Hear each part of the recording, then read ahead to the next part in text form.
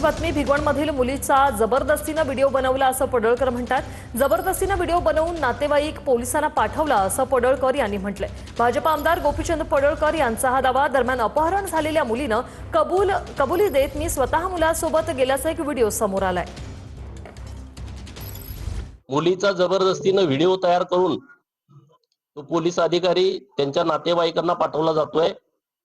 मी आता मुलीचे भाऊ, मुलीचे मामा, मुलीचे चुलते यांच्याशी चर्चा केलेली आहे।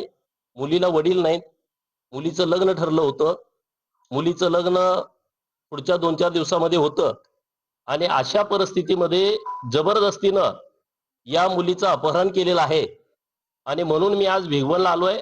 भिगवण पोलीस स्टेशनला भेट देणार आहे आणि हिंदू समाज सर्व संतापलेला आहे, तो एकत्रित आलेला आहे आणि हिंदू जन आक्रोश मोर्चाचं आयोजन केलेलं आहे।